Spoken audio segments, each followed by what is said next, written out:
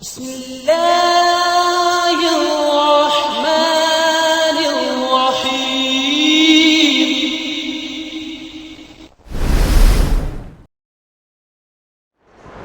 إن الحمد لله نحمده ونستعينه ونستغفره ونعوذ بالله من شرور أنفسنا ومن سيئات أعمالنا. من يهده الله فلا مضل له ومن يضلل فلا هادي له. أشهد أن لا إله إلا الله وحده لا شريك له وأشهد أن محمدا عبده ورسوله. يا أيها الذين آمنوا اتقوا الله حق تقاته ولا تموتن إلا وأنتم مسلمون. يا أيها الناس اتقوا ربكم الذي خلقكم من نفس واحدة وخلق منها زوجها وبث منهما رجالا كثيرا ونساء واتقوا الله الذي تساءلون به والأرحام إن الله كان عليكم رقيبا. يا أيها الذين آمنوا اتقوا الله وقولوا قولا سديدا يصلح لكم أعمالكم ويغفر لكم ذنوبكم ومن يطع الله ورسوله فقد فاز فوزا عظيما. أما بعد فإن خير الحديث كتاب الله وخير الهدي هدي محمد صلى الله عليه وسلم وشر الأمور محدثاتها وكل محدثة بدعة وكل بدعة ضلالة وكل ضلالة في النار. أعوذ بالله السميع العليم من الشيطان الرجيم من همزه ونفخه ونفثه. بسم الله الرحمن الرحيم. واتقوا فتنة لا تصيبن الذين ظلموا منكم خاصة واعلموا ان اللہ شدید العقاب. ہر قسم کی تعریف و توصیف، حمد و ثنا، بڑائی و کبریائی، عزت و جلال اللہ وحدہ لا شریک کے لیے لائق اور زیبا ہے، جو ہمارا خالق حقیقی معبود برحق ہے، جس نے اس پوری کائنات کو خوبصورت انداز میں سجانے کے بعد اس میں اس نے بے شمار مخلوقات کو بسایا. اس بے شمار مخلوقات میں انسانوں کو، مجھے اور آپ کو عقل و شعور کی بنیاد پر اشرف المخلوقات بنایا. بعدہ انگنت درود و سلام ہوں تمام انبیاء علیہ السلام پر، بالخصوص نبی آخر الزماں رحمۃ للعالمین سید المرسلین امام الانبیاء جناب محمد رسول اللہ صلی اللہ علیہ وسلم کی ذات گرامی پر کہ آپ علیہ الصلاۃ والسلام نے اللہ تعالیٰ کی امانت، اس کی شریعت، کتاب و سنت کی تعلیمات کو کما حقہ اللہ کے بندوں تک پہنچا دیا. معزز حاضرین، خطبہ مسنونہ کے بعد سورۃ الانفال کی ایک آیت آپ کے سامنے پڑھی گئی. اس آیت میں اللہ رب العزت نے انسانوں سے خطاب کیا اور انہیں آگاہ کیا اور بتایا کہ ایسے فتنے سے آگاہ رہو کہ جو صرف تم میں جو ظلم کرتے ہیں ان کو نہیں پہنچتا، جو صرف ظلم کرتے ہیں ان کو ہی یہ فتنہ پہنچے یا اللہ کا عذاب پہنچے. اس بات سے بے فکر ہونا چھوڑ دو اور جان لو کہ اللہ تعالیٰ کی پکڑ جب آتی ہے تو بے شک اللہ تعالیٰ بڑا سخت پکڑنے والا ہے. محترم حاضرین، اس آیت کی روشنی میں ہمارا جو آج کا خطبہ جمعہ کا موضوع ہے، دور فتن میں اسلامی ہدایات کیا ہیں. دین اسلام کی سب سے بڑی خصوصیت اور اس کی عنایت اپنے پیروکاروں کے لیے یہ ہے کہ دین اسلام میں انسان کے لیے زندگی گزارنے کا سلیقہ، آداب، طریقے بتائے گئے. وہیں ساتھ ہی ساتھ رسول اکرم صلی اللہ علیہ وسلم کو اللہ رب العزت نے قیامت کے قریب آنے والے حالات بھی بتائے جو آپ علیہ الصلاۃ والسلام نے اپنی احادیث مبارکہ کے ذریعے سے اپنی امت تک پہنچائے. یہ عنایت ہوئی کہ آنے والے حالات جو سنگین حالات ہیں، پریشان کن حالات ہیں، جس میں انسان کے ایمان اور عقیدے کے لیے خطرہ ہے، ان حالات سے بچنے کے جو بھی تدابیر ہو سکتے ہیں وہ سب کچھ دین اسلام میں بتا دیے گئے. اللہ رب العزت نے مجھے اور آپ کو، تمام انسانوں کو پیدا کیا اور پیدا کرنے کا مقصد اللہ نے بتایا. وجود اس لیے اللہ رب العزت نے اس دنیا میں بخشا کہ وما خلقت الجن والانس الا ليعبدون، کہ میں نے جن اور انسانوں کو صرف اس لیے پیدا کیا کہ وہ میری عبادت کریں، بندگی کریں، اطاعت کریں. اب جب اللہ تعالیٰ کی اطاعت و فرما برداری میں اللہ تعالیٰ نے حکم دیا اطاعت و فرما برداری کا تو صرف حکم دے کر کے نہیں چھوڑا، بلکہ ہر چھوٹے چھوٹے ادب کو، چھوٹی چھوٹی چیز کو اللہ رب العزت نے اپنے نبی کے ذریعے، اپنی کتاب کے ذریعے سے واضح کیا۔ اگر آپ ایک مسلمان کی زندگی کا شیڈیول دیکھ لیں، جب انسان نیند سے بیدار ہوتا ہے یا بستر پر جاتا ہے، دوبارہ پھر جب اپنے بستر پر آ رہا ہو، اس وقت سے لے کر کے پورے 24 گھنٹے اس کو کیسے گزارنے ہیں اور کس مرحلے میں اسے کیا کرنا ہے، تمام آداب بتا دیے گئے۔ اتنا بہترین دین کہ جس نے قدم قدم پر اپنے ماننے والوں کی رہنمائی کی، اور وہیں جہاں اس نے انسان کی کامیابی کے لیے راہیں ہموار کی، وہیں اسے اس کی زندگی میں دین اسلام پر عمل کرنے میں جو رکاوٹیں بن سکتی ہیں ان سے بچنے کے تدابیر اور احتیاطات بھی بتائے۔ جیسے کہ قیامت سے قریب اللہ کے نبی علیہ السلام نے فرمایا کہ بہت سارے فتنے آئیں، ان فتنوں سے بچنے کے سلسلے میں مختلف رہنمائی اللہ کے نبی صلی اللہ علیہ وسلم نے کی کہ ایسے حالات میں انسان کو کیا کرنا چاہیے۔ ہم جانتے ہیں کہ آپ علیہ السلام نے اپنے ہی دور میں کہہ دیا تھا کہ فتنوں کو میں تمہارے گھر میں بارش کے قطرات کی طرح نازل ہوتے ہوئے دیکھ رہا ہوں۔ اللہ اکبر، کتنی خطرناک بات ہے۔ اور بارش کے قطرات کے سلسلے میں ہم جانتے ہیں کہ یہ قطرے مسلسل نازل ہوتے ہیں، ان میں کوئی رکاوٹ نہیں ہوتی ہے یا ان میں کوئی فاصلہ نہیں ہوتا ہے، کوئی مدت نہیں گزرتی ہے۔ اور ایسے ہی ایک اور حدیث جس میں اللہ کے نبی علیہ السلام نے فرمایا بادروا بالاعمال فتنا كقطع الليل المظلم يصبح الرجل مؤمنا ويمسي كافرا او يمسي مؤمنا ويصبح كافرا يبيع دينه بعرض من الدنيا۔ اللہ اکبر۔ آپ علیہ السلام نے فرمایا کہ فتنوں کے دور میں ایک مسلمان کو، ایک مومن کو چاہیے کہ وہ نیکی کے کاموں میں آگے بڑھے۔ بادروا بالاعمال فتنا، تیزی سے دوڑ لگانا ہے، دنیاوی معاملات میں ریس نہیں کرنا ہے۔ ریس اگر کرنی ہے تو عبادات میں کرو، اعمال میں کرو، نیکیوں میں کرو۔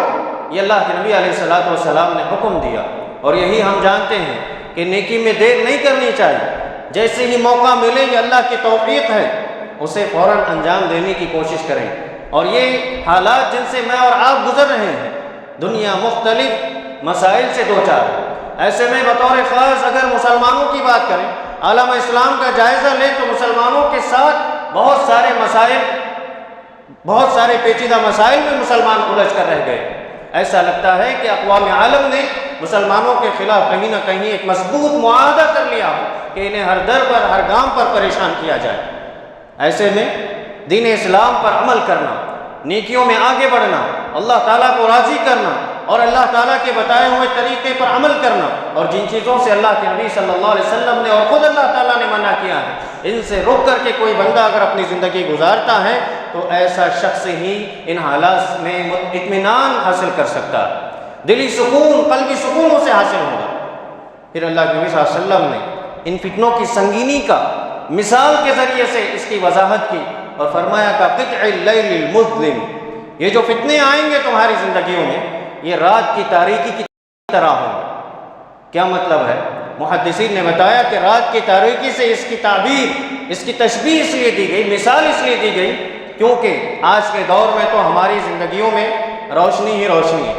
لائٹیں ہم دیکھ رہے ہیں، ہماری زندگیوں میں روشنی ہے۔ پہلے دور کو تصور کر کے دیکھیں، یا دیہات و قریے جہاں ہوتے ہیں وہاں جیسے جیسے سورج غروب ہوتا ہے تاریکی چھانے لگتی ہے، اور جب تاریکی آ جاتی ہے انسان کی طبیعت میں ایک عجیب وحشت آتی ہے، اس رات کی تاریکی میں گہرائی آنے لگتی ہے، اور اس کے بعد انسان کو راستہ بھی صحیح سے نظر نہیں آتا ہے۔ تو یہ مثال اللہ کے نبی صلی اللہ علیہ وسلم نے ان فتنوں کی دی اور بتایا کہ قطع اللیل المظلم،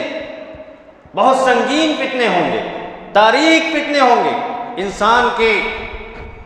ذہن میں، اس کے دل پر اگر یہ چھا جائیں تو اتنے تاریک کر دیں گے کہ اسے راہ ہدایت نظر نہیں آئے، صحیح اور غلط کا فرق نہیں کر پائے گا، جس کے نتیجے میں کیا ہوگا؟ یصبح الرجل مؤمنا ویمسی کافرا، صبح کی حالت میں مومن ہوگا، شام ہوتے ہوتے کافر ہو جائے گا۔ اور پھر وہیں کہا او یمسی مؤمنا ویصبح کافرا،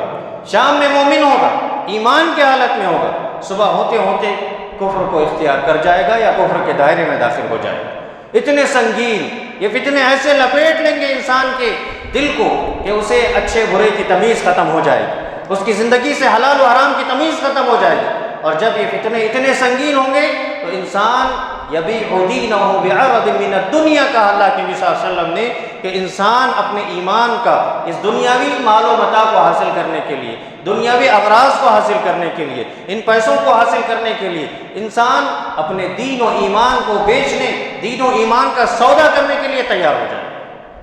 گویا کہ اس کے سامنے اس کے ایمان کی، اس کے عقیدے کی کوئی حیثیت نہیں ہے۔ ان فتنوں کی سنگینی کی وجہ سے اس قدر نقصان پہنچائیں گے یہ فتنے۔ مثال دے کر کے اللہ کے نبی صلی اللہ علیہ وسلم نے بتایا اور شروع میں فرمایا بادروا بالاعمال فتنا۔ ایسا نہیں ہے کہ ابھی وہ دور آنے والا ہے جس کا ہم بیٹھ کر کے انتظار کریں۔ ہم فتنوں میں داخل ہو چکے ہیں، ہماری زندگیوں میں فتنے نازل ہو چکے ہیں، آئے دن نیا نیا فتنہ جنم لے رہا ہے، نئے نئے مسائل سے انسان دوچار ہے اور بالخصوص مسلمان پریشان ہے۔ اس جہاں فتنہ کہتے ہیں ایسی چیز کو کہ جس میں انسان راہ حق سے بھٹک جائے، اس کی زندگی میں صحیح چیزوں سے انحراف پیدا ہو جائے اور جس کی وجہ سے انسان کے دین و ایمان اور عقیدے کو نقصان پہنچے، ایسی ہر چیز فتنہ ہے۔ بتائیے کہ آج ہمارے دور میں اگر ہم جائزہ لیں تو ایسی چیزیں ہماری زندگی میں نہیں ہیں کہ جس کے سبب ہم ہر آئے دن نئے نئے مسائل سے دوچار ہو رہے ہیں، سمجھ نہیں آ رہا ہے کہ کیسے زندگی گزاریں۔ اور بطور خاص اسلام اور ایمان عقیدے کی بات اگر کریں تو اس کی حفاظت انسان کے لیے مشکل ہو چکی ہے۔ کئی ایسے واقعات ہمیں سننے ملتے ہیں کہ کئی نوجوان لڑکے ہوں یا لڑکیاں ہوں دیگر ادیان سے متاثر ہو کر کے دین اسلام کو انہوں نے چھوڑ دیا، مرتد ہو گئے ہیں، اور پھر اس طریقے سے مسلمان بچیاں ان فتنوں کا شکار ہو کر غیر مسلموں کے ساتھ چلے جاتے ہیں۔ یہ فتنے ہیں، یہ عظیم فتنے ہیں جن کے سلسلے میں اللہ کے نبی صلی اللہ علیہ وسلم نے پہلے ہی آگاہ کیا۔ یہی دین اسلام کی عنایت ہے کہ اس نے اپنے ماننے والوں کی رہنمائی کی کہ ان حالات میں اگر تمہیں اپنے آپ کو بچانا ہے، اپنی نسل کو بچانا ہے، تو ضرورت اس بات کی ہے کہ تم نیکیوں میں آگے بڑھو، اور نیکی خالص اللہ تعالیٰ کو راضی کرنے والی ہے، کیونکہ ہم جانتے ہیں اعمال کی قبولیت میں اخلاص اور اللہ کے نبی علیہ الصلوۃ والسلام کی اتباع، یہ دونوں شرطیں ہیں، بنیادی شرطیں ہیں کہ انسان عمل جو کر رہا ہے، نیکی جو کر رہا ہے، چاہے وہ چھوٹی چھوٹی نیکی کیوں نہ ہو، وہ صرف اور صرف اللہ کو راضی کرنے کے لیے ہو، ریاکاری اس کی زندگی میں نہ آئے، ان اعمال میں نہ آئے جو بھی نیکی وہ کر رہا ہے۔ اور وہیں جو عمل وہ کر رہا ہے، نماز ہے، روزہ ہے، صدقات اور خیرات ہیں، جو دین اسلام کی دیگر مشروع کی گئی عبادتیں ہیں، ان سب کو اللہ کے نبی صلی اللہ علیہ وسلم کے بتائے ہوئے طریقے کے مطابق کرنا ضروری ہے۔ آپ صلی اللہ علیہ وسلم نے، سنن ابن ماجہ اور معجم طبرانی کی روایت ہے، ابن عمر رضی اللہ عنہ بیان کرتے ہیں کہ آپ علیہ الصلوۃ والسلام نے صحابہ میں سے جو مہاجرین ہیں ان سے خطاب کیا اور کہا کہ اے مہاجرین، تم فتنوں میں دوچار ہو جاؤ گے، میں دعا کرتا ہوں کہ تم ان فتنوں میں مبتلا نہ ہو۔ 5 چیزیں ایسی ہیں کہ اگر وہ چیزیں کسی قوم میں آ جائیں، ان 5 گناہوں کے سبب، ان 5 چیزوں کے سبب 5 بڑے مسائل آئیں گے۔ آئیے جانتی ہوں کیا ہیں۔ سب سے پہلی چیز اللہ کے نبی صلی اللہ علیہ وسلم نے فرمایا کہ کسی بھی قوم میں بے حیائی عام ہونے لگ جائے، کھلے طور پر لوگ بے حیائی کرنے لگیں، تو پھر ایسی قوم میں طاعون کی بیماری عام ہو جائے، طاعون کی بیماری عام ہو جائے، اور ایسی بیماریاں آئیں گی کہ جو ان سے پہلے لوگوں میں کبھی نہیں دیکھی گئی تھی۔ ایسی بیماریاں، نئی نئی بیماریاں آئیں گی کہ پچھلے لوگوں نے ایسی بیماری کا کبھی سامنا نہ کیا ہوگا۔ وجہ کیا ہے؟ بے حیائی جہاں عام ہو جائے، جس قوم میں بے حیائی عام ہو جائے، حیا کا نام ختم ہو جائے، ایسی قوم میں اللہ کے نبی صلی اللہ علیہ وسلم نے فرمایا کہ یہاں پر طاعون کی بیماری عام ہوگی اور وہیں مختلف قسم کے امراض جنم لیں گے۔ دوسری چیز اللہ کے نبی صلی اللہ علیہ وسلم نے بتائی کہ جس قوم میں وہاں کے لوگ ناپ تول میں کمی کریں، تجارت میں، لین دین میں جو ناپ تول ہوتا ہے اس میں اگر کمی بیشی کرنے لگ جائیں تو اللہ کے نبی صلی اللہ علیہ وسلم نے فرمایا کہ اس قوم میں قحط سالی عام ہو جائے، غلہ و اناج ختم ہو جائے، یعنی زندگی کی برکتیں ختم ہو جائیں گی، زندگی تنگ ہونے لگ جائے گی۔ پھر آپ نے فرمایا کہ اسی کے سبب، ناپ تول میں کمی کرنے کی وجہ سے، تجارت میں دھوکہ اور فریب کرنے کے سبب تم پر ظالم حکمران قائم ہو جائیں گے، ظالم حکمران مسلط کر دیے جائیں گے۔ پھر آپ صلی اللہ علیہ وسلم نے تیسری چیز کا تذکرہ کیا اور بتایا کہ جہاں جس قوم میں زکوٰۃ کی ادائیگی نہ ہو۔ جس کو اللہ نے حیثیت دی، جس کو اللہ نے مال عطا کیا، اور اس پر اللہ تعالیٰ کا یہ فریضہ ہے کہ وہ جب نصاب کو پہنچے، مقدار نصاب متعین ہو جانے کے بعد اس انسان کو چاہیے کہ وہ اللہ تعالیٰ کے بتائے حکم کے مطابق اس زکوٰۃ کو ادا کرے۔ اس میں اس کے مال کی پاکی ہے، زندگی کے مسائل سے وہ بچ جائے گا، پریشانیوں سے بچ جائے گا۔ لیکن اگر کسی نے اس فریضے کو اہمیت نہ دیتے ہوئے زکوٰۃ اس نے صحیح طور پر ادا نہیں کی، تو جس قوم میں یہ گناہ عام ہونے لگے، اللہ کے نبی صلی اللہ علیہ وسلم نے فرمایا کہ آسمان سے بارشیں نازل ہونا بند ہو جائیں، آسمان سے بارشیں نازل نہیں ہوں گی۔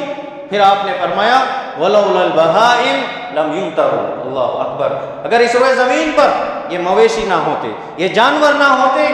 تو ان کو ایک قطرہ بھی اللہ تعالیٰ آسمان سے نازل نہ کرتا۔ معلوم کیا ہوا کہ جس قوم میں زکوٰۃ کی ادائیگی نہ کرتے ہوں، مانعین زکوٰۃ کو منع کرنے والے لوگ، جو مال کو زکوٰۃ کے پہنچنے کے باوجود بھی ادا نہ کر رہے ہوں، ایسے لوگوں کے سبب اس معاشرے کا نقصان یہ ہوگا کہ اللہ تعالیٰ کی رحمتیں برسنا ختم ہو جائیں گی، اللہ تعالیٰ کی رحمتیں روٹ جائیں گی۔ اور اگر کہیں بارش نازل ہوتی بھی ہیں تو اللہ کے نبی صلی اللہ علیہ وسلم نے فرمایا کہ یہ ان کی وجہ سے نہیں، انسانوں کی وجہ سے نہیں، یہ جانوروں پر رحم فرما کر اللہ تعالیٰ آسمان سے نازل فرمائیں گے۔ معلوم کیا ہوا کہ ان حالات میں، سنگین حالات میں، اللہ رب العزت کے سامنے جانوروں سے بھی انسان کی حیثیت گھٹ جائے گی۔ پھر اس کے بعد آپ صلی اللہ علیہ وسلم نے فرمایا چوتھی چیز کہ جہاں پر اللہ اور اس کے رسول صلی اللہ علیہ وسلم کی خلاف ورزی کر دی جائے، جس معاشرے میں لوگوں میں یہ طرز عام ہو جائے کہ وہ اللہ کے احکام و فرامین کو پڑھنے کے بعد، جان لینے کے بعد بھی اس کی خلاف ورزی کریں، جہاں نبی کریم صلی اللہ علیہ وسلم کی سنتیں معلوم ہو جانے کے بعد بھی اپنی زندگیوں میں اللہ کے نبی صلی اللہ علیہ وسلم کی خلاف ورزی کریں، آپ صلی اللہ علیہ وسلم نے فرمایا کہ ایسے لوگوں پر دشمنوں کا غلبہ ہو جائے گا۔ ایسے دشمن جو ان کے گھروں میں گھسیں گے، ان کے پراپرٹیز پر، ان کے مال و دولت و جائیداد پر قبضہ کر لیں گے، یہ اللہ اور اس کے رسول کی نافرمانی، خلاف ورزی کے نتیجہ ہے۔ پھر اس کے بعد پانچویں چیز اور آخری چیز اللہ کے نبی صلی اللہ علیہ وسلم نے بتایا کہ جس قوم کے حکمران، ذمہ دار اللہ تعالیٰ کی کتاب قرآن کریم کے مطابق اپنے فیصلے کرنا چھوڑ دیں گے، تو پھر آپ صلی اللہ علیہ وسلم نے فرمایا کہ اللہ رب العزت اس قوم کو آپس میں لڑائے گا، ان کے درمیان اختلافات پیدا ہوں گے۔ جہاں بھی اللہ تعالیٰ کی کتاب قرآن کریم کے مطابق فیصلے کرنا چھوڑ دیں، ذمہ داران، حکمران، جو بھی جس کو بھی سرپرستی عطا ہو، ایسے لوگ اگر اللہ کی کتاب جو کہ کتاب ہدایت ہے، انسانیت کی کامیابی کے لیے اللہ رب العزت نے نازل کیا، اس سے فیصلے لینا اگر چھوڑ دیں تو اللہ کے نبی صلی اللہ علیہ وسلم نے فرمایا کہ اس قوم میں آپسی اختلافات جنم لیں گے، اور یہ لوگ آپس میں ہی لڑ کر کے ایک دوسرے کو ختم کر دیں گے، یہ الجھ کر رہ جائیں گے، اور یہاں کہیں نہ کہیں دین پر عمل کرنا ان کے لیے مشکل ہو جائے گا، کیونکہ آپسی اختلافات میں الجھ گئے ہیں، خود دین کے اور اپنے ایمان اور عقیدے کی ان کو کوئی فکر نہیں ہوگی۔ معزز حاضرین، اس حدیث کو سننے کے بعد ہم تھوڑا اپنے معاشرے کا اگر جائزہ لیں، 5 چیزیں جن کا اللہ کے نبی صلی اللہ علیہ وسلم نے ذکر کیا، اور پھر آپ نے ان 5 کے نتیجے میں آنے والی مسائل، آنے والی پریشانیاں جو انسان کو نقصان ہی پہنچاتی ہیں، انفرادی سطح پر بھی، اجتماعی سطح پر بھی، ہر 2 سطح پر جہاں انسانیت پریشان ہونے لگے، یہ عظیم فتنہ ہے، یہ فتنہ ہی ہے۔ ایسے فتنے میں اس سے بچنے اور تدارک کی صورتیں یہی ہیں، تدابیر یہی ہیں کہ اللہ کے نبی صلی اللہ علیہ وسلم نے فرمایا کہ جہاں ان چیزوں کا جنم ہونے لگے، اس معاشرے میں اس کی روک تھام کرنا ضروری ہے، اس معاشرے کی اصلاح کرنا ضروری ہے۔ وہاں کے ذمہ دار، سرپرست، جو فکر مند احباب ہیں، عمائدین ہیں، ایسے لوگوں کی ذمہ داری بنتی ہے کہ وہ اپنے قوم کی تربیت کریں۔ لوگوں میں اگر یہ بے راہ روی عام ہونے لگے تو ان کو دین کی طرف لانا ضروری ہے۔ پہلی حدیث کے مطابق یہ بات بھی ملتی ہے کہ انسان ان فتنوں سے بچنے کے لیے نیکیوں کی طرف دوڑ لگائے، کیونکہ زندگی مختصر ہے، کب ختم ہو جائے اس کا کسی کو علم نہیں ہے۔ یہ ایسا بڑا راز ہے جو انسان اور اللہ کے درمیان ہے، اللہ کے علاوہ کوئی نہیں جانتا ہے کہ کس کی زندگی کتنی ہے۔ ہم جانتے ہیں، دیکھتے ہیں کہ ضروری نہیں کہ انسان بوڑھا ہو کر ہی مرے، بچپن میں بچے مر جاتے ہیں، جوانی میں چلے جاتے ہیں، کچھ بڑھاپے کو پہنچ جاتے ہیں، لیکن مرنا طے ہے۔ کب موت آئے گی کسی کو نہیں معلوم ہے، اسی لیے اللہ کے نبی صلی اللہ علیہ وسلم نے فرمایا کہ فتنوں کے دور میں بادروا بالاعمال فتنہ، نیکی کے کاموں میں آگے بڑھو اور تیزی سے دوڑ لگاؤ، اسی میں تم اپنے آپ کو فتنوں سے بچا سکتے ہو۔ اور بالخصوص آپ علیہ الصلوۃ والسلام نے اپنی امت کے سلسلے میں بات بتائی کہ ان لکل امت فتنہ وفتنۃ امتی المال۔ سنن ترمذی کی روایت ہے، آپ نے فرمایا کہ اللہ رب العزت نے پچھلی جو امتیں گزری ہیں، جو قومیں گزری ہیں، ان میں سے ہر ایک قوم کو کوئی نہ کوئی فتنے میں اللہ نے مبتلا کیا، ان کے لیے آزمائش کا سامان اللہ نے مقرر کیا، اور میری امت کا فتنہ مال ہے۔ میری امت کا فتنہ مال ہے، جس کے ذریعے سے اس امت کو آزمایا جائے۔ ہم جانتے ہیں کہ مال کی محبت انسان کے اندر فطری طور پر ہے، فطری طور پر انسان مال کو پسند کرتا ہے، اس میں کوئی برائی نہیں، لیکن وہ محبت، وہ تعلق، مال کی حرص ایک حد میں رہنا ضروری ہے۔ یہ اسے اس کا ایمان سکھائے گا، یہ اس کا دین اسے سکھائے گا۔ اللہ تعالیٰ کا تقوی، اللہ کی خشیت، اللہ کا خوف ایک مومن کو سکھائے گا کہ مال کی محبت کتنی رکھنی ہے۔ ضروریات زندگی ادا ہو رہے ہیں، اس کے بعد زائدہ ضرورت جو مال ہے وہ اللہ کا ہے، اللہ کے راستے میں لگانا ہے۔ کس طریقے سے؟ بہت سارے مسائل، خدمت خلق، بہت سارے احکام ہماری شریعت میں بتائے۔ خود اللہ کے نبی صلی اللہ علیہ وسلم نے عملی طور پر صحابہ کرام کو آپ نے سکھایا، غریبوں کی مدد، اپنے ماتحتوں کے حقوق کی ادائیگی، رشتہ داروں میں صلہ رحمی کے لیے مختلف شکلیں اور صورتیں ہماری شریعت میں بتا دیے گئے ہیں۔ ضرورت سے زائد جو مال ہوتا ہے اس کو جمع کر کے رکھنا، یا اس کو اپنے لیے ہی خاص سمجھنا، اور جہاں وہیں اپنے رشتہ داروں میں یا رشتہ داروں کے دائرے سے باہر جو ضرورت مند ہیں ان کی ضرورتوں کو ٹھکرا کر یا نظر انداز کر کے انسان اگر اپنے مال کی محبت میں ہی مبتلا ہو جائے اور اسی میں مگن ہو جائے تو کہیں نہ کہیں وہ اپنی دنیا بھی تباہ کر رہا ہے اور آخرت تو اس کی تباہ ہو کر کے رہے گی۔ اللہ کے نبی صلی اللہ علیہ وسلم نے بتا دیا کہ میری امت کا فتنہ یہ مال ہے، اس مال کے سبب امت مبتلا کی جائے گی آزمائشوں میں۔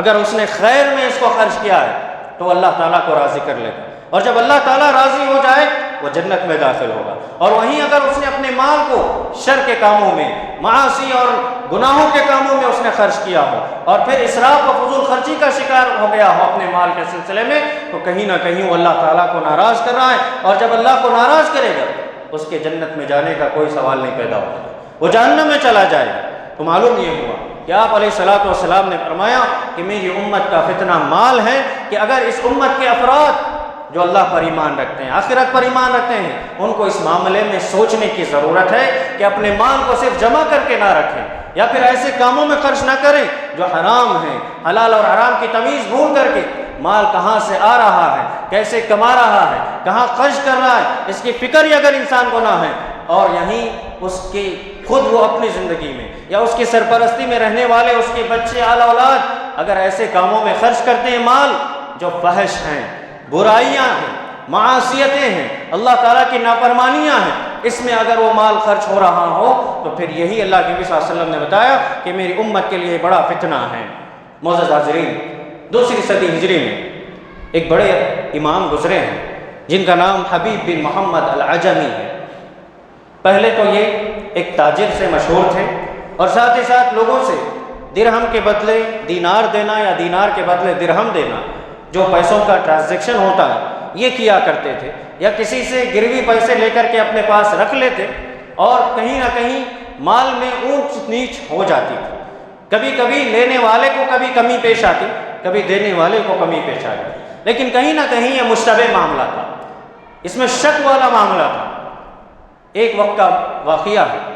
کتاب تہذیب الکمال امام مزی رحمہ اللہ نے اس واقعے کو نقل کیا۔ کہتے ہیں کہ یہ ایک دفعہ اپنی گلی سے گزر رہے تھے، وہاں کچھ چھوٹے بچے کھیل رہے تھے، انہوں نے دیکھا کہ حبیب بن محمد العجمی آ رہے ہیں، تو لوگوں نے کہا فقط جاء آکل ربا، ان بچوں نے کہا جاء آکل ربا،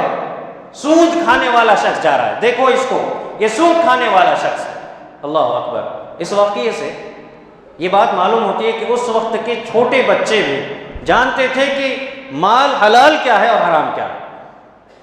حلال اور حرام کی تمیز گلی میں کھیلنے والے بچوں میں یہ فرق تھا، یہ تمیز تھی سلف کے بچوں میں۔ اس کے بعد امام حبیب رحمہ اللہ شرمندہ ہوئے، اپنی نگاہیں انہوں نے نیچے کی اور دل ہی دل میں کہہ رہے تھے یا ربی افشیت سری الی الصبیان، کہ اے میرے رب تو نے میرے راز کو بچوں پر واضح کر دیا، بچوں کو بھی معلوم ہو گیا۔ اس کے بعد شرمندہ جو ہوئے فوراً اپنے گھر کی طرف لوٹے اور جتنا مال ان کے پاس تھا وہ سب کچھ اپنے تھیلے میں بھر کر کے راتوں رات نکل گئے اور پھر قسم کھا کر کے اللہ تعالیٰ سے کہا کہ اللہ تعالیٰ اس پورے مال کے بدلے میں اپنے نفس کو خریدنا چاہتا ہوں، جہنم سے خریدنا چاہتا ہوں جنت کے بدلے، اللہ تعالیٰ تو مجھے جنت میں داخل کرنا۔ اور اس مال کو انہوں نے اللہ کے راستے میں خرچ کر دیا۔ اور اللہ کے نبی صلی اللہ علیہ وسلم کی پیاری حدیث جس میں آپ صلی اللہ علیہ وسلم نے فرمایا من ترک للہ شیئا عوضہ بأحسن منہ، کہ جو شخص اللہ تعالیٰ کو راضی کرنے کے لیے، صرف اللہ کی رضا جوئی کے لیے اپنی کسی چیز کو خرچ کر دے، اپنی کسی چیز کو چھوڑ دے، اللہ تعالیٰ اسے اس سے بہترین چیز دے دیتے ہیں۔ یہ یقین کی بات ہے، یہ ایمان کی بات ہے اللہ تعالیٰ پر، لہٰذا انہوں نے پورا مال خرچ کر دیا۔ اس کے بعد نمازوں میں، روزے میں، رات کی نمازیں، تہجد میں، ایسی ہی حالت میں زندگی گزارنے لگے، یہاں تک کہ لوگوں کے درمیان عابد اور زاہد سے مشہور ہوئے۔ لوگ یہ کہنے لگے کہ عبادت گزار ہے۔ اتنا ہی نہیں، پھر ایسا ہی واقعہ ان کی زندگی میں دوبارہ پیش آیا۔ اپنی گلی سے گزر رہے ہیں، وہی بچے جو کچھ دن پہلے ان کو یہ عار دلا کر کے انہوں نے کہا تھا کہ سود کھانے والا جا رہا ہے، اب انہی میں سے ایک بچے نے کہا اس کو تو فقد جاء حبیب العابد، اس بچے نے کہا کہ خاموش ہو، شور شرابہ مت کرو، دیکھو یہ اللہ کا بندہ، عبادت گزار بندہ حبیب جا رہا ہے۔ سبحان اللہ۔ پھر اس کے بعد انہوں نے کہا کہ اللہ تعالیٰ تیرا معاملہ الگ ہے، تیرا معاملہ ہی عجیب ہے، ایک دفعہ تو نے ذلیل کیا اور ایک دفعہ تو عزت بھی بخش رہا ہے، بلا شک عزت اور ذلت دینا یہ تیری قدرت ہے۔ سبحان اللہ۔ اس واقعے سے معلوم یہی ہوا، سب سے اہم بات یہ ہے کہ اس دور کے چھوٹے بچوں میں بھی یہ فرق تھا، یہ تمیز تھی کہ حلال مال کیا ہے اور حرام مال کیا ہے۔ آج کے فتنے کی اگر بات کروں، جس سے میں اور آپ یا پھر ہمارے سرپرستی میں رہنے والے بچے اور نوجوان نسل کہیں نہ کہیں اس بات کا شکار ہو رہی ہے، سوشل میڈیا کا استعمال ہر عام و خاص کر رہا ہے، ہر ایک کو معلوم ہے۔ آپ اگر موبائل اوپن کریں تو کچھ ایپس کے ذریعے سے یا پھر کچھ ایڈز کے ذریعے سے، ایڈورٹائزمنٹس کے ذریعے سے سودی کاروبار کو پروموٹ کرنے کے لیے کچھ ایسے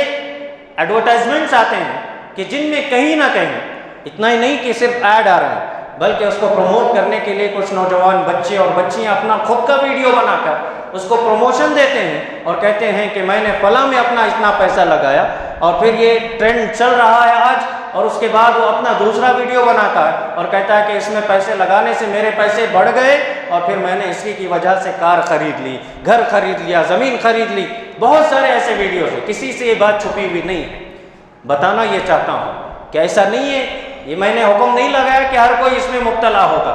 لیکن یہاں بچنے کی ضرورت ہے۔ آج پڑھے لکھے نوجوان بھی اس بات کی تمیز نہیں جانتے، اس فرق کو نہیں جانتے کہ اس چیز میں اپنا پیسہ لگانا چاہیے کہ نہیں لگانا چاہیے۔ حلال طریقوں کو جاننا ضروری ہے۔ دنیا کی تعلیمات بہت پڑھ چکے، میں یہ بھی نہیں کہہ رہا کہ حاصل مت کرو، ڈاکٹر بنیے، انجینئر بنیے، جو بننا ہے آپ بنیے، ساتھ ہی ساتھ اپنا مسلمان ہونا نہ بھولیں۔ ایسی چیزیں آپ کی زندگی میں نہ آئیں کہ جس کے سبب آپ اپنے رب کو ناراض کر رہے ہیں۔ دنیا تو بن رہی ہے، دنیا میں آپ معروف ہو رہے ہیں، مشہور ہو رہے ہیں، آپ کے پاس خوب مال و دولت بھی آ گیا، وہیں اللہ تعالیٰ کو آپ اگر ناراض کرتے ہیں تو دنیا بھی تباہ ہوگی، آخرت بھی تباہ ہوگی۔ آج پڑھے لکھے اچھے نوجوانوں کو یہ علم نہیں ہے کہ حلال کیا ہے اور حرام کیا ہے، اس تمیز کو نہیں جانتے، لہٰذا ضرورت اس بات کی ہے کہ یہ تعلیمی بیداری لانے کی ضرورت ہے۔ شرعی ناحیے سے نوجوانوں میں بالخصوص جو گرتا جا رہا ہے، دین بیزاری جو عام ہوتی جا رہی ہے، آج مغربی تہذیب سے متاثر ہو کر کے اپنے دین کے اعمال، دین کے آداب، طور طریقوں کو انہوں نے اکثر نظر انداز کر دیا۔ بیٹھ کر کے کھانا پینا ان کے لیے عار محسوس ہوتا ہے، سیدھے ہاتھ سے پانی پینا یا کوئی بھی ڈرنکس پینا ان کے لیے عیب محسوس ہوتا ہے۔ اگر کسی نے ان کو تعلیم بھی دی، رہنمائی بھی کی اور کہا کہ سیدھے ہاتھ سے پی لو، وہ کہتا ہے کہ یہ بات تم کیوں کہہ رہے ہو، کیونکہ فیشن تو یہ ہے کہ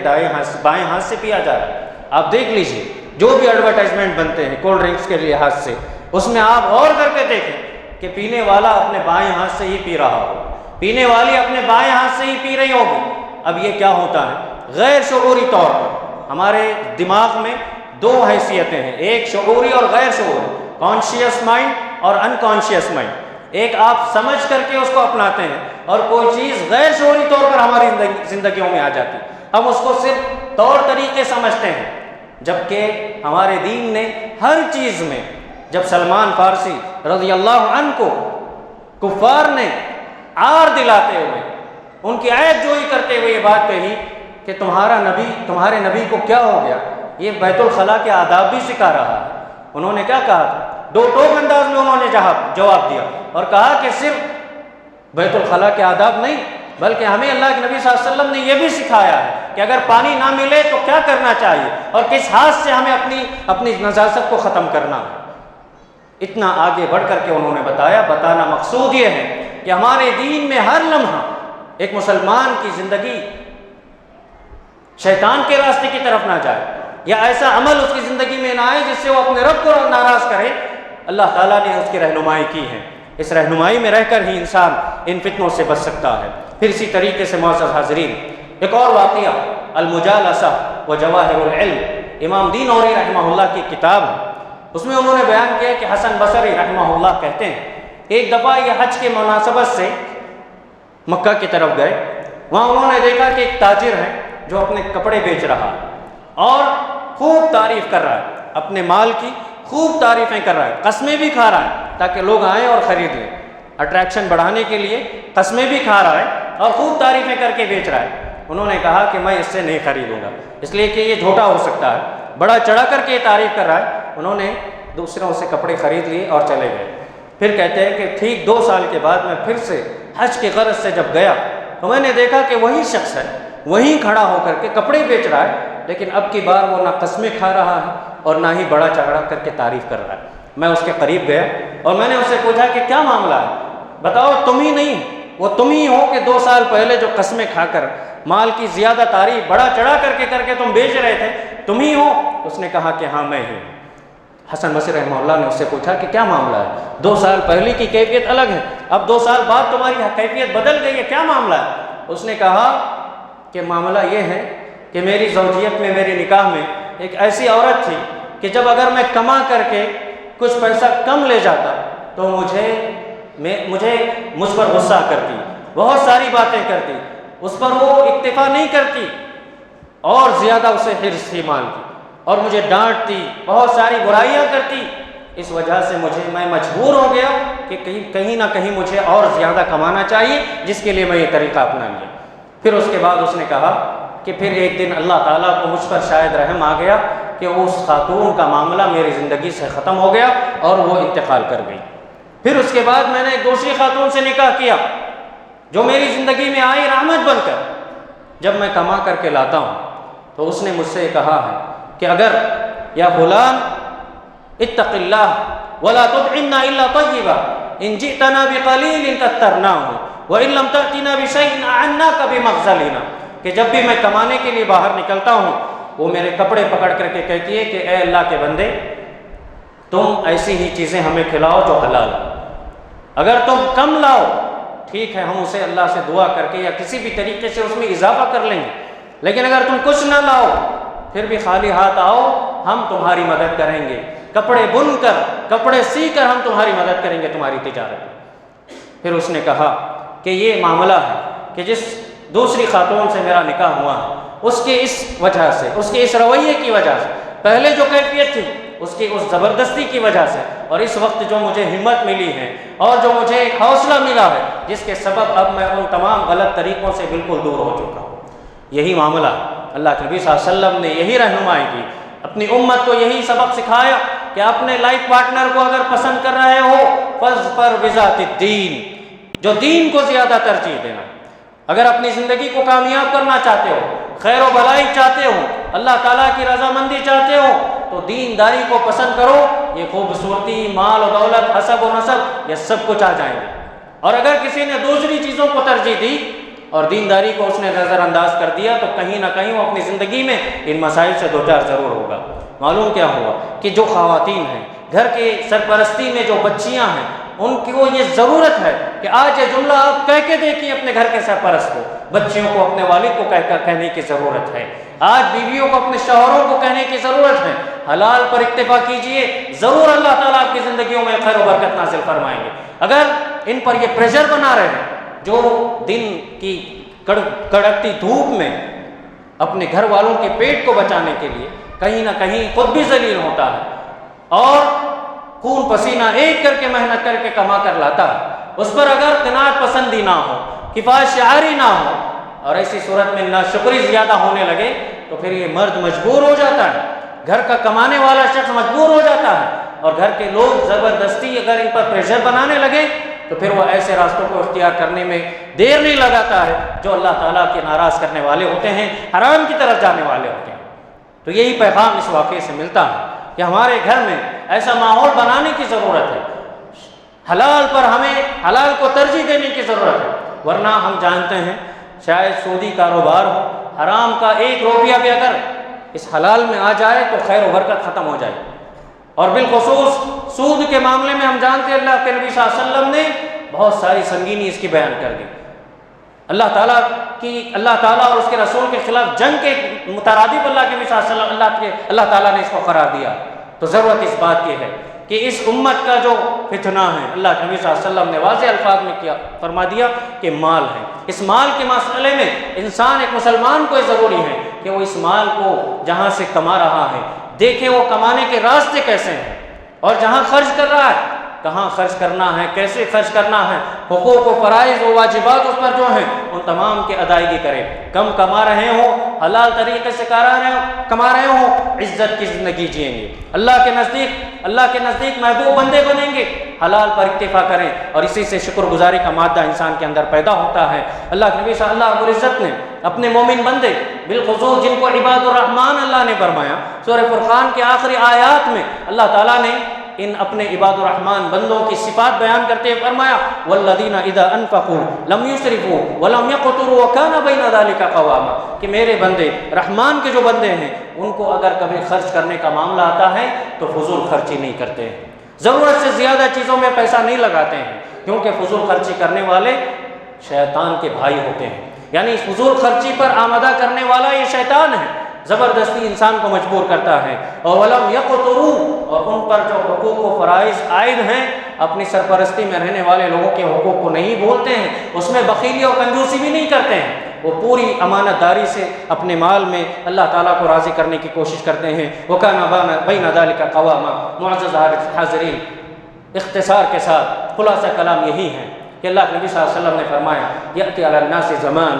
الصابر فیہم علی دینہ کالقابض علی الجمر، کہ جو حالات جن سے ہم گزر رہے ہیں یہ سنگین ہو چکے ہیں، ہم کہیں نہ کہیں فتنوں کے لپیٹ میں آ چکے ہیں، آنے والے حالات اس سے سنگین ہو سکتے ہیں، ایسے میں ہم اپنے دین و ایمان کی حفاظت کریں۔ اور اللہ کے نبی صلی اللہ علیہ وسلم نے مثال دے کر کے کہا کہ ان حالات میں اپنے دین پر ثابت قدم رہنے والے شخص کے لیے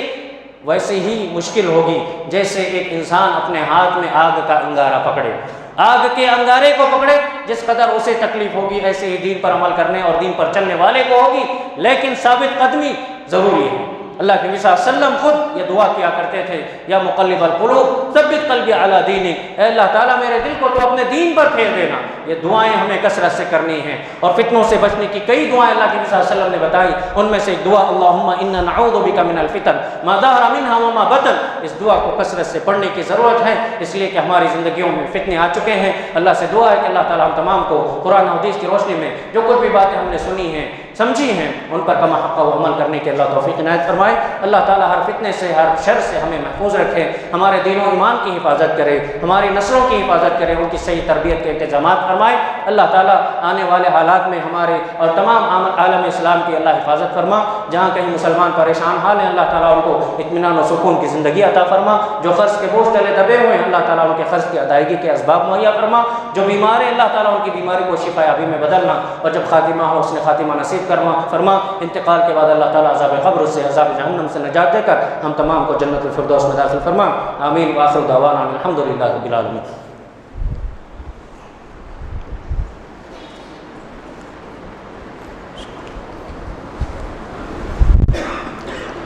ان الحمد للہ نحمده ونستعینه ونستغفره ونعوذ باللہ من شرور انفسنا ومن سیئات اعمالنا من يهده الله فلا مضل له ومن يضلل فلا هادي له اشهد ان لا اله الا الله وحده لا شريك له واشهد ان محمدا عبده ورسوله اما بعد فان خير الحديث كتاب الله وخير الهدي هدي محمد صلى الله عليه وسلم وشر الامور محدثاتها وكل محدثة بدعة وكل بدعة ضلالة وكل ضلالة في النار ان الله وملائكته يصلون على النبي يا ايها الذين امنوا صلوا عليه وسلموا تسليما اللهم صل على محمد وعلى ال محمد كما صليت على ابراهيم وعلى ال ابراهيم انك حميد مجيد اللهم بارك على محمد وعلى ال محمد كما باركت على ابراهيم وعلى ال ابراهيم انك حميد مجيد اللهم انصر من نصر دين محمد صلى الله عليه وسلم واجعلنا منهم آمين واخذل من خذل دين محمد صلى الله عليه وسلم ولا تجعلنا معهم عباد الله رحمني ورحمكم الله إن الله يأمر بالعدل والإحسان وإيتاء ذي القربى وينهى عن الفحشاء والمنكر والبغي يعظكم لعلكم تذكرون اذكروا الله يذكركم ولذكر الله أكبر والله يعلم ما تصنعون.